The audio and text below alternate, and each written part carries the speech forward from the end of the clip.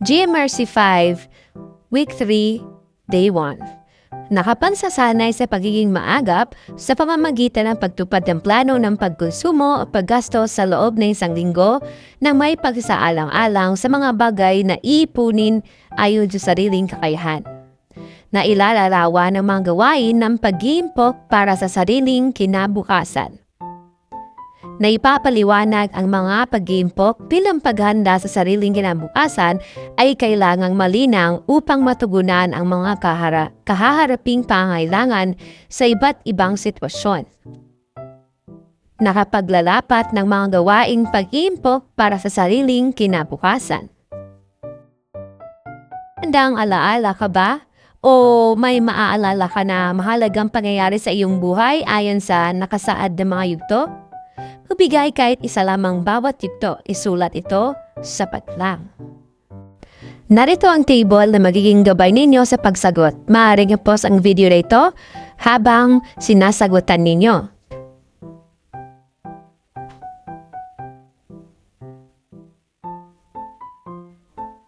Sa susunod na mga yugto ng ating buhay, tayo ay mag-iipon ng magandang mga alaala at mahalagang pangyayari sa ating buhay. Narito ang pag-uusap ng magkaibigang Mina at Mario. Kailangan sundin natin ang mga wastong gawi sa pagkain upang hindi tayo magkasakit. Paano tayo makakatipid at makakapag-impok kung magkakasakit tayo?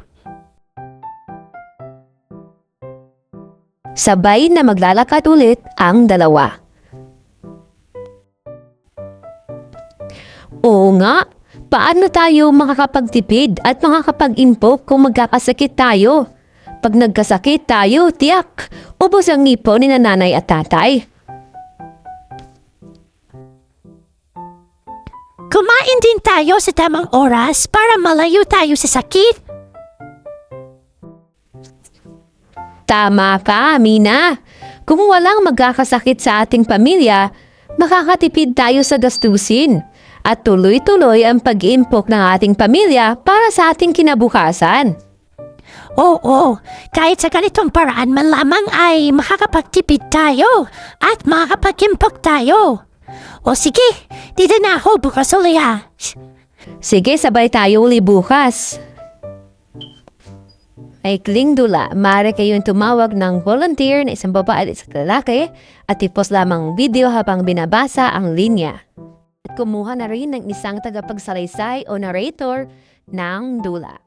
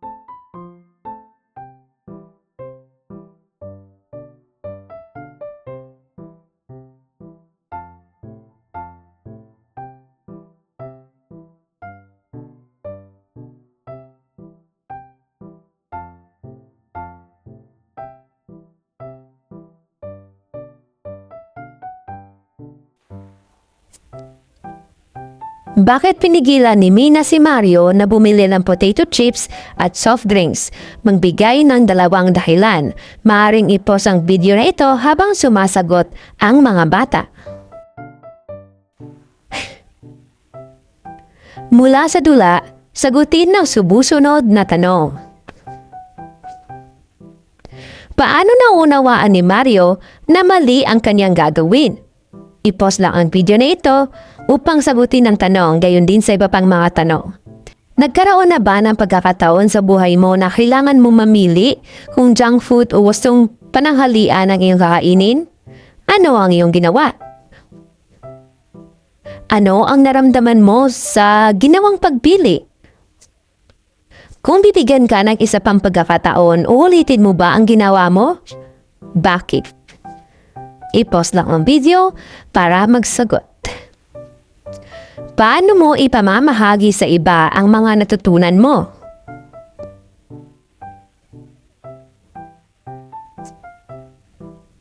Edukasyon at kaalaman sa pagtitipid at pag-iimpok.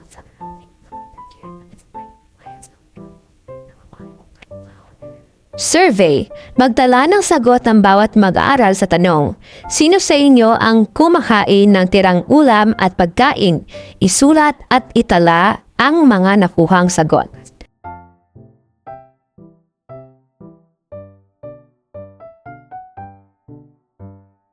Narito ang sasagutan nilang survey sa tanong na kumakain ba sila ng tirang ulam at pagkain.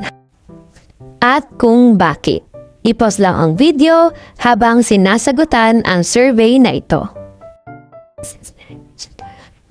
Tala ng buong klase, isulat ang numero kung ilan. Kung ilan ang sumagot ng oo, kung ilan din ang sumagot ng hindi.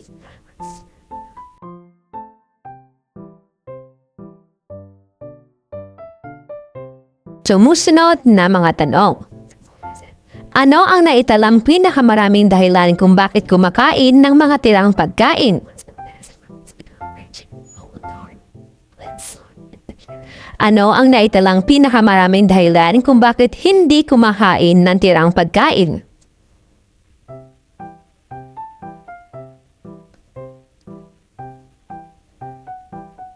Ano ang mangyayari kung hindi kakainin ang mga tirang pagkain?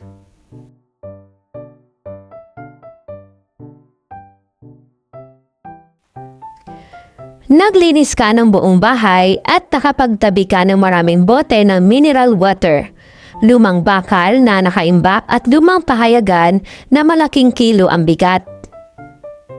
Ano ang iyong gagawin sa mga ito at bakit? I-pause lang ang video habang sumasagot ang mga bata. Isulat sa patlang ang pinakamagandang sagot ng klase. Maaaring kopya ito sa blackboard o sa whiteboard para maisulat ang pinakamagandang sagot ng bata. Bilang mag-aaral na may kabutihang asal, ano ang kabutihang asal ang iyong natutunan sa araling ito? I-pause lang ang video habang sumasagot ang mga bata. Anong pag-uugali ang ginagawa mo ngayon na dapat mong iwasto kaugnay sa iyong natutuhan na kabutihang asal sa aralin? Sagutin ang mga sumusunod na tanong ng buong katapatan.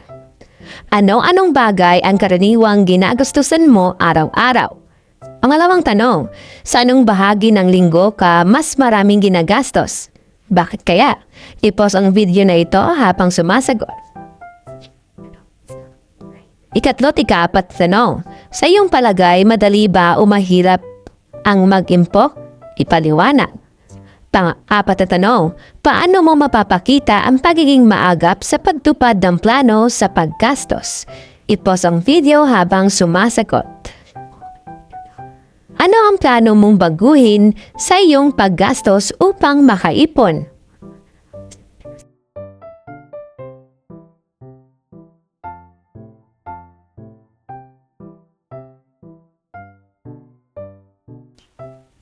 Day 2.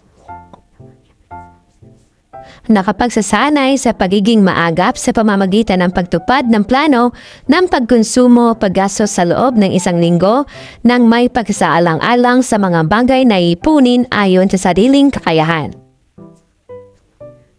Nailalarawan ang mga gawain ng pag-iimpok para sa sariling kinabukasan. Naipapaliwanag ang mga pag-iimpok na bilang paghahanda sa sariling kinabukasan ay kailangang malinang upang matugunan ang mga kaharaping pangailangan sa iba't ibang sitwasyon. Nakakapaglalapat ng mga gawaing pag-iimpok para sa sariling kinabukasan. Sagutin ang mga sumusunod upang maipakita ang personal mong layunin sa pag-iimpok. Ano ang gusto mong mabili sa susunod na buwan gamit ang iyong ipon? At magkano ang halaga nito? I-pause lang ang video na ito habang sumasagot. Magkano ang kaya mong ipunin kada linggo? At ilang linggo mong kailangang mag-impok para ito'y mabili? I-pause muli ang video habang sumasagot.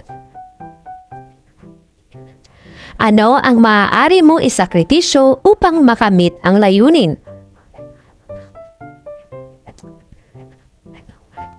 Isulat kung anong tamang kilos ang dapat gawin sa bawat sitwasyon. May nakita kang bagong bag na gusto mo, pero meron ka pa namang nagagamit na bag. Ano ang dapat mong gawin? I-pause lang ang video para magbigay daan o bigyang daan ang pagsagot ng mga bata. May ipon ka ng 100 pesos o 100 piso. Ang kaibigan mo ay nagyayang bumili ng milk tea na 90 pesos. Ano ang gagawin mo?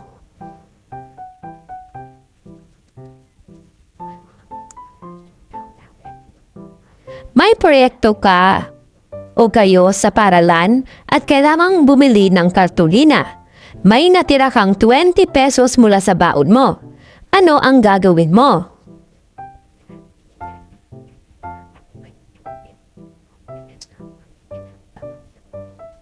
Basahin ang maikling kwento at sagutin ang mga gabay na tanong mula sa impulse buyer to wise saver.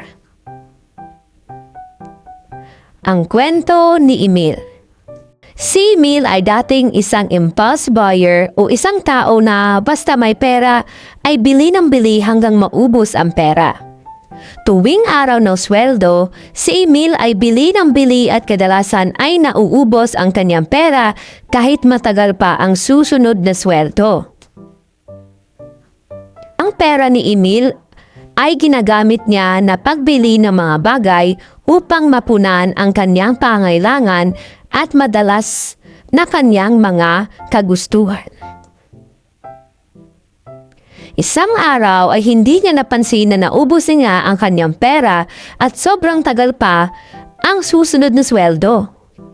Bigla siyang kinabahan at nalungkot dahil wala na siyang savings o ipon sa sariling kitang hindi ginamit o nakatabi. Dahil dito, siya ay nangako na magtitipid na at mag-iimpok. Sa sumunod na mga sweldo ay nagtatabi at nag-iipon siya ng kaunti at dumating ang panahon, pumunta siya sa bangko para ilagak ang perang hindi nagastos sa pagkonsumo o pangangailangan. Laking tuwa ni Emil nang makakuha siya ng interest o dividendo o ang tawag sa kita na binibigay ng bangko mula sa naipong pera na inilagak sa loob ng 3 buwan. Dahil dito, si Emil ay naging wise saver at hindi na niya tinigilang magtipid at mag-impok. Mula sa binasa, tukuyin kung ano ang inilalarawan ng sumusunod na bilang. Isulat ang sagot sa patlang o sa inyong mga sagotang papel. Una, ano ang tawag sa isang tao na basta may pera ay bili ng bili hanggang maubos ang pera?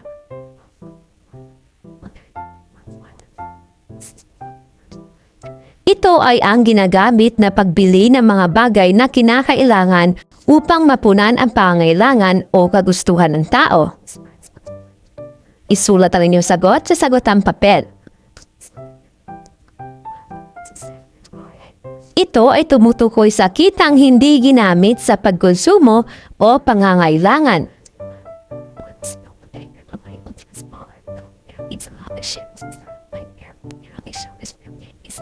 Dito inilalagak ang perang hindi nagastos sa pagkonsumo o pangangailangan.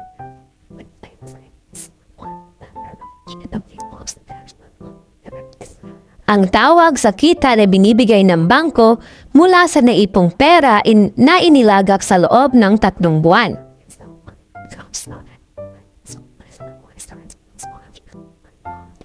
Gamit ang halimbawang baon o kita sa loob ng 1 linggo, Halimbawa, 200 o 200 pesos. Ayusin ang plano ng iyong gastusin. Isama rin ang halaga ng iipunin.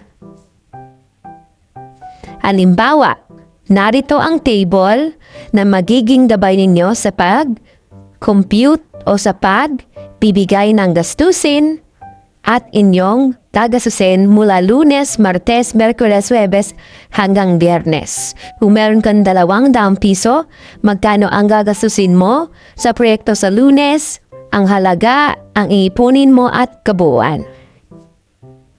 I-pause ang video upang gawin at kumpletuhin ang table na ito.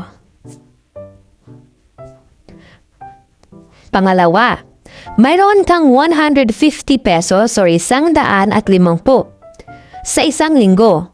Pumili lamang ng mga bagay sa ibaba na babagay sa iyong budget habang sinisigurong may natitira para sa ipon. Narito ang mga pagpipilian na mga pagkain.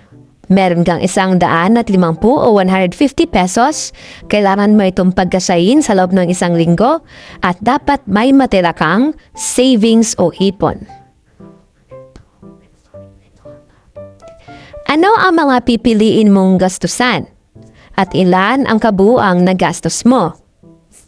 Ang tanong na ito ay masasagot mula sa table na ito. So maaari nyo itong ikopyahin upang maging gabay ninyo sa pagsagot ng mga katanungan sa susunod.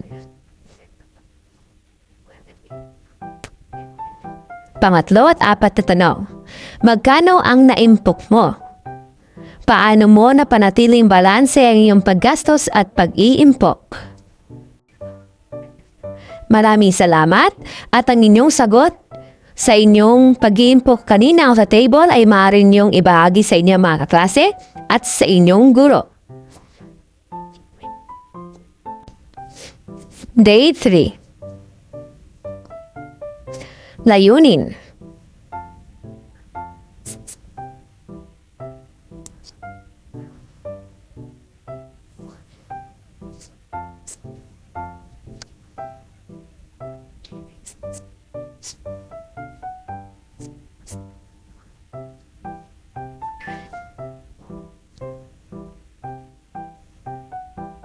Sagutin ng maikli pero malinaw. Ano ang ibig sabihin ng pag-impok? Maari magtaas ng kamay at ibahagi ang iyong sagot sa inyong mga kaklase. I-pause lang ang video na ito habang sumasagot.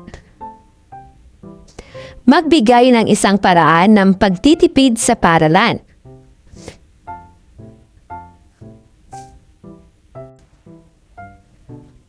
Bakit mahalaga ang pagiging maagap sa paggastos? Ano ang kaibahan ng pangangailangan at kagustuhan? Ano ang plano mong bilhin gamit ang ipon mo?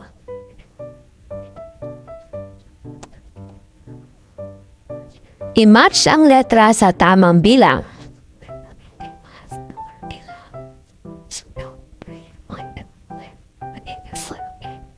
Narito ang column A at ang column B. I-pause lang ang video na ito habang sumasagot. Matalinong paghahanda, pamamahala at pagtitipid ng resources. Basahin ang talakayan sa 2 larawan at sagutin ang tanong sa susunod na mga gawain. Sagutin ang mga sumusunod na tanong. Ingatan mo ang mga gamit mo upang di agad masira nang makaipon tayo. Opo ate, ganoon nga po ang ginagawa ko. Pangalawang larawan. Ano ang ginagawa mo sa natitirang baon mong pera? Inihuhulog ko kuya sa aking alkansya. Sabi mo, mag-impok ako. Kapag marami-rami na, saka natin ihulog sa bangko. Pumili ng isang larawan at sabihin kung ano ang pinag-uusapan ng magkapatid. Tingnan muli ang larawan.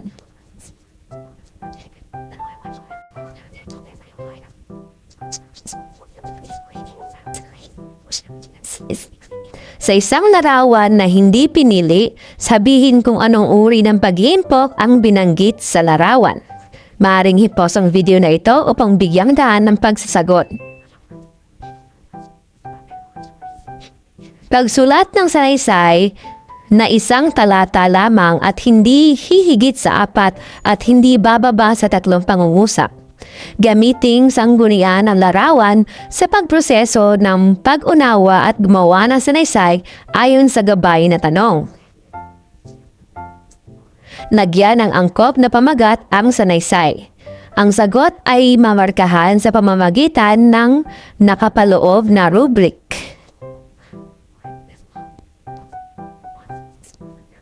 Sa inyong mag-anak, ano-anong paraan ng pag-iimpok ang ginagawa? Maaaring magbahagi ng iyong sagot sa iyong mga klase o sa iyong guro. I-post lang ang video na ito. Narito ang iyong gabay sa gagawin na sanaysay.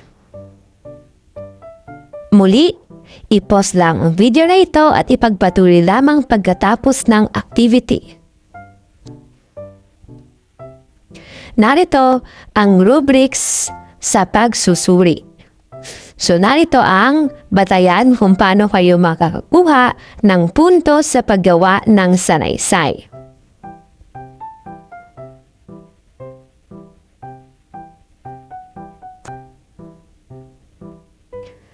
Balikan ang larawan ng magkapatid sa pagproseso ng pag-unawa at sagutin ang mga tanong. Nagpakita ba ng paggalang sa nakakatanda ang 2 bata sa larawan? Paano? I-post ang video na ito at ibahagi ang inyong sagot sa inyong mga kaklase at sa iyong guro. Paano ninyo ipinakikita ang paggalang sa inyong nakakatandang kapatid lalo na sa paraan ng pag-iimpok?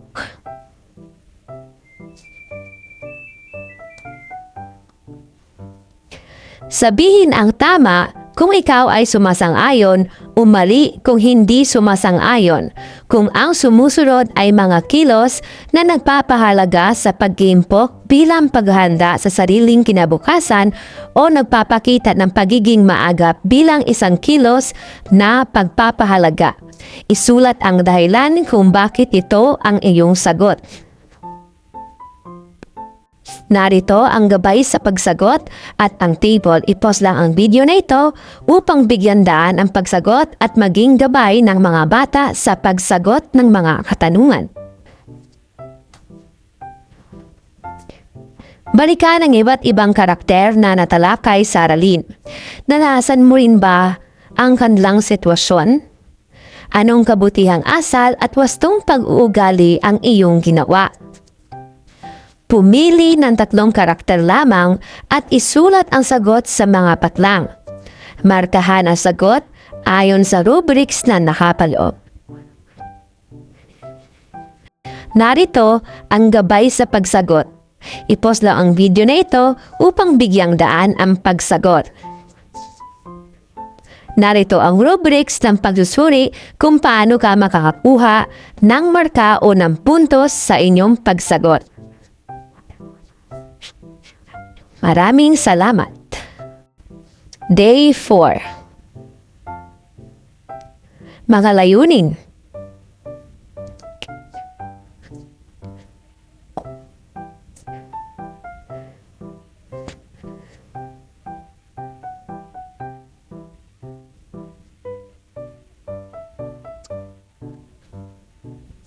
Sagutin ng maikli at malinaw.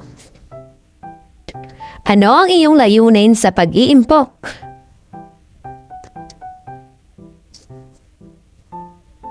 Magbigay ng isang simpleng gawain na maaari mong gawin upang makapag-impok araw-araw.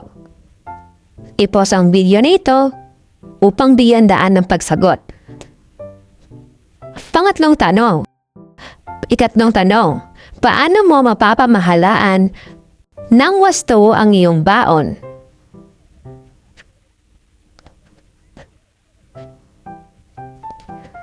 Ano ang maaaring mangyari kung hindi ka marunong mag-impok? Muli i-pause lang ang video habang sinasagutan ng mga bata. Sa paanong paraan ka makakatulong sa pagtitipid ng resources sa iyong tahanan?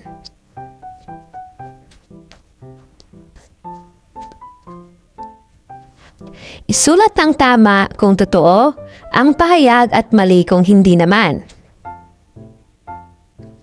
Ang pag-iimpok ay isang paraan ng paghahanda para sa hinaharap. Tama o mali? Magaling. Ang sagot ay tama. Mas mainam ang gumastos agad ng pera kaysa mag-impok. Tama o mali? Magaling. Ito ay mali. Pangatlong tanong, ang simpleng pagtitipid sa kuryente at tubig ay bahagi ng matalinong pamamahala ng resources. Tama o mali? Tama. Hindi mo na kailangang mag-impok kung mayaman ang pamilya mo. Tama o mali? Mali. Kailangan pa rin mag-impok. Ang pagkakaroon ng plano sa paggastos ay nakatutulong upang maiwasan ang walang kabuluhang paggastos. Tama o mali? Magaling!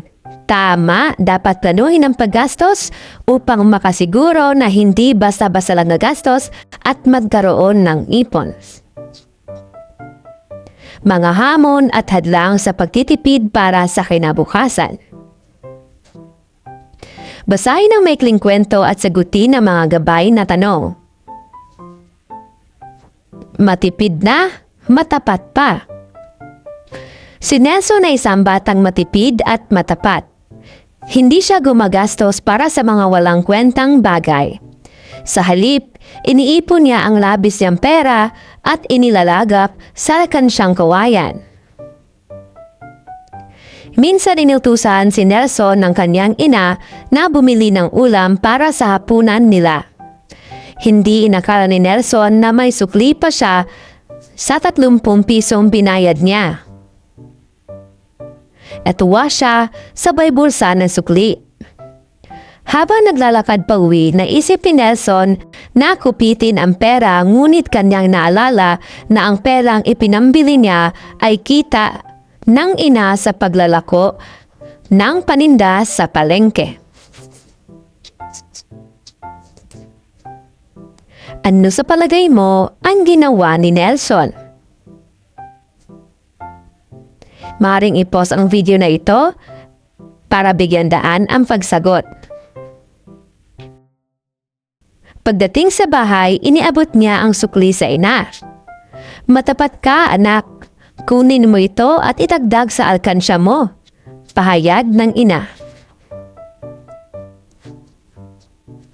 Ano ang masamang naisip ni Nelson sa sukli mula sa ibinayad niya?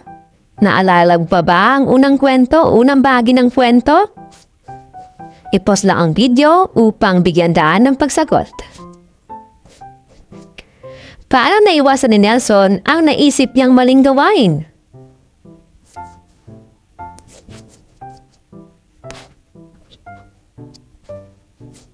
Panggrupong pagsasanay.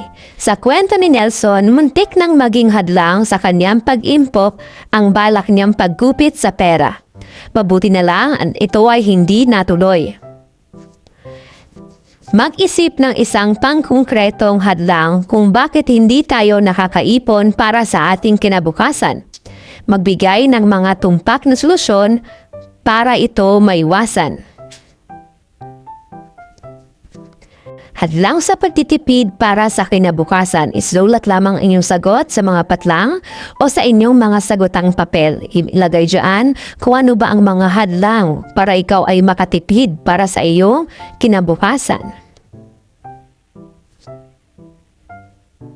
Tumpak naman na solusyon para ito maiwasan. Pagkatapos mong isulat kung ano ang hadlang, ano naman ang tama o tumpak na solusyon para doon.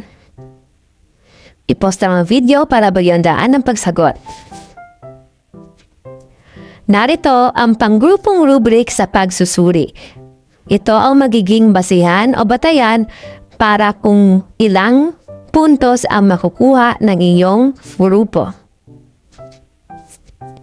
Sa kwento ni Nelson, maagap at agad niyang naiwasan ang maling balak na naisip. Ano ang iyong palagay ang maaari mangyari kung ito ay kanyang ginawa? Isulat ang iyong sagot sa patlang. Kumuha ng sagot ang papel at maaari itong isulat sa iyong papel or maaari itong ibahagi sa iyong mga kaklase. Sa tingin mo, ano ang nangyari kung tinuloy ni Nelson ang kanyang balak na pagkupit ng pera o ng sukli?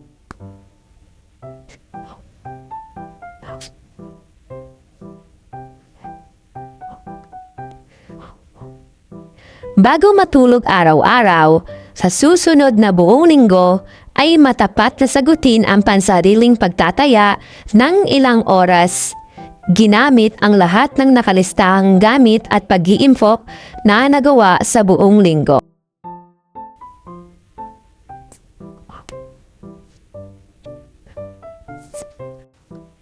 Narito ang gabay sa paggawa ng journal.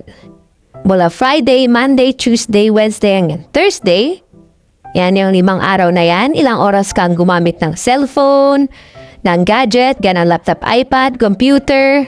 Yan. At pwede mo namang sabihin wala o hindi ka talaga gumagamit. At magkano ang naipon mong pera sa araw na ito, nung Friday, Monday, Tuesday, Wednesday, at Thursday. Pwede sabihin wala kung wala ka talagang naipon. Maraming salamat. Day 5. Mga layunin.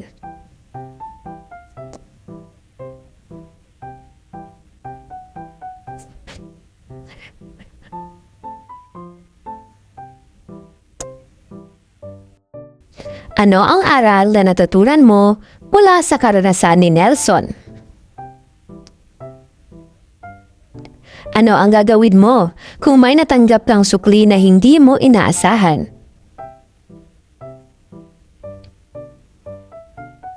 Sa iyong palagay, bakit mahalagang maging matapat sa pagtitipid? Magbigay ng halimbawa ng tukso sa paggastos na maaaring maranasan mo.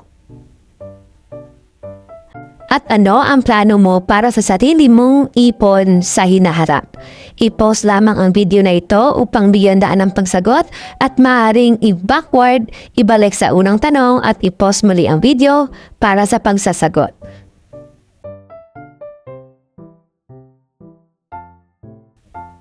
I-match ang column A sa tamang sagot sa column B. Isulat ang titik ng sagot sa patlang o sa inyong mga sagutang papel o sa kwaderno. Column A at column B. I-post lang ang video na ito upang bigyan daan ang pagsasagot.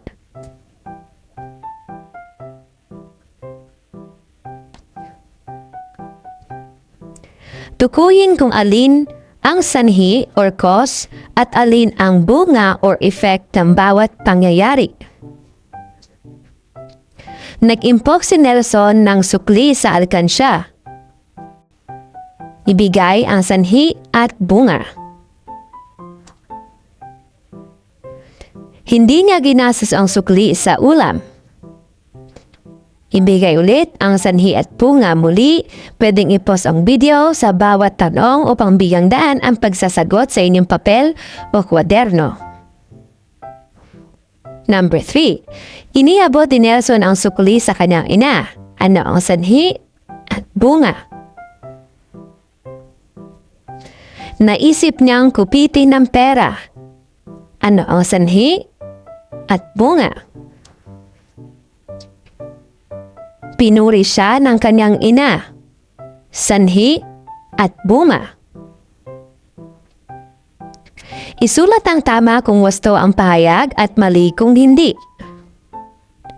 Si Nelson ay matapat at matipid na bata.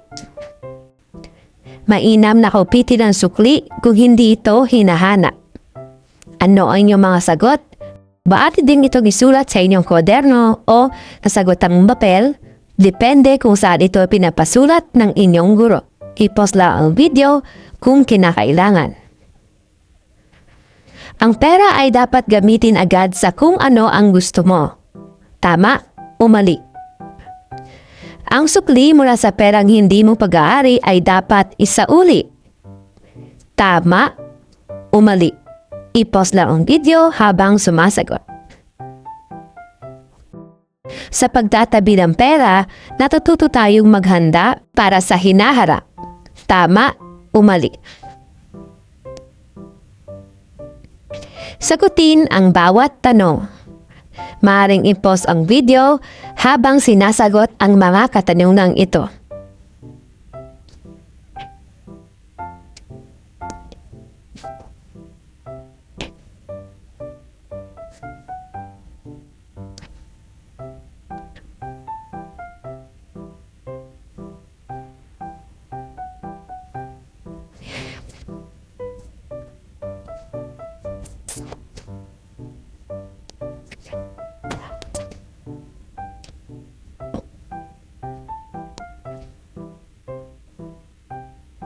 Piliin ang tamang sagot. Isulat lamang ang titik ng tamang sagot. Ano ang tawag sa perang itinabi para magamit sa hinaharap? A. Pagkonsumo, B. Pagbili, C. Pag-impok, o D. Pagkakagastusan. Tama, pag-iimpok ang sagot doon, letter C. Alin sa mga sumusunod ang isang pangangailangan? A. Laruan, B. Ice cream, C. Notebook, or D. Sticker. Ano ang iyong sagot?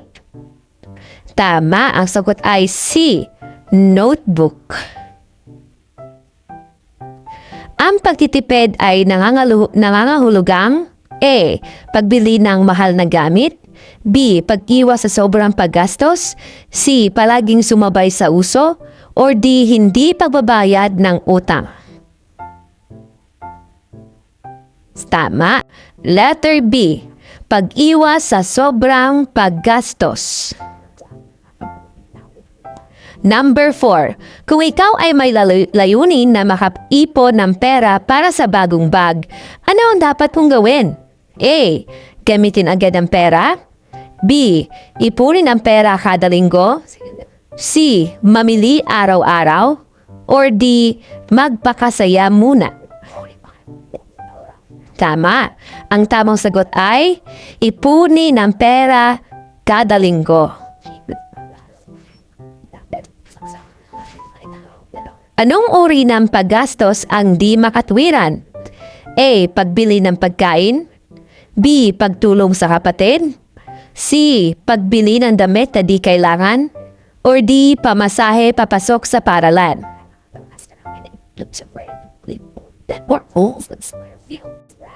Tama. Ang sagot ay letter C. Ang hindi makatwiran ay ang letter C. Pagbili ng damit na hindi naman kailangan.